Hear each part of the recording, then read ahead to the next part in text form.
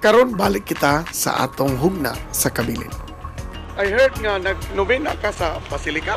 Nag-novena gihapon mi sa Basilica na atong para sa sinulog kay sa gina-mention pod nako naaman tay freedom of choice regardless man kung unsa ka nga relihiyon as long as you believe in God. So kitang tanan we believe nga usa ra gyud ka Ginoo ang atong gituuhan. So lain lang tag practice.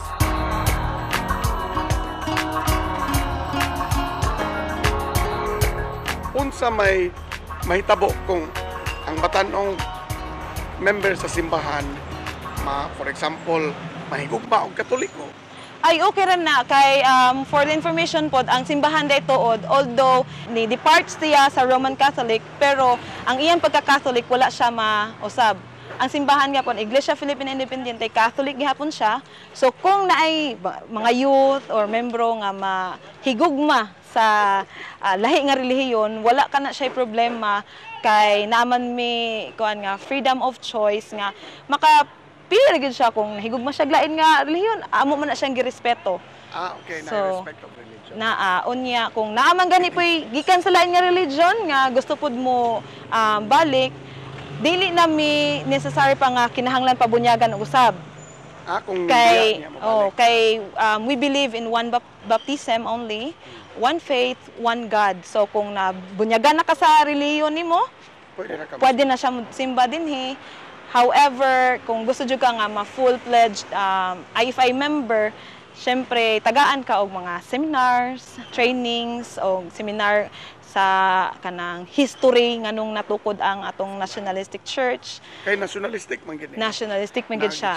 Revolution gid siya nagsugod natong 1898 nga panghitabo og didto sugod adto hangtod karon mao gid gihapon. Pero wala man gyud problema kay naman tay ecumenical nga relationship sa Roman Catholic sa Protestants nga mga kuan gani karong February 4 to 12 do natay Week of Prayer for Christian Unity. Gipanguluhan ni siya sa Focolare movement sa Roman Catholic na siya nga branch and then kanang usa na siya sa mga gihimong lakang aron do na gihapon tay relationship with other religion. Because of the ecumenism movement and we are also participating the kanang activity of ecumenism. We are in good terms with the Roman Catholic.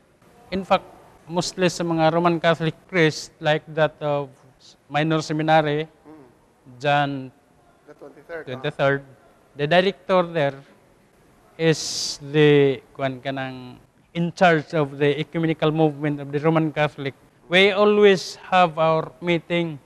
In fact, this coming February, because Week of Prayers for Christian Unity is always celebrated in February.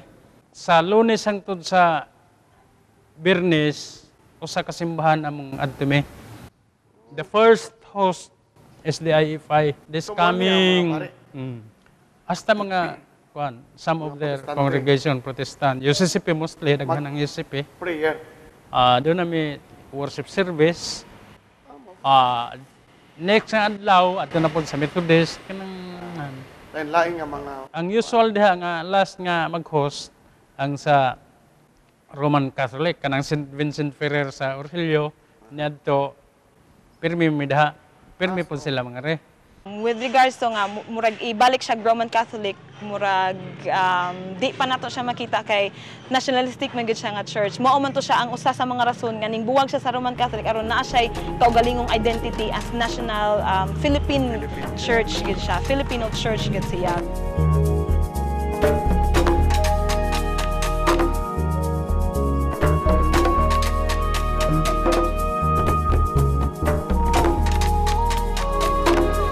mga higala, dili gyud kalimod nga Katoliko gyud ang Iglesia Filipino Independiente.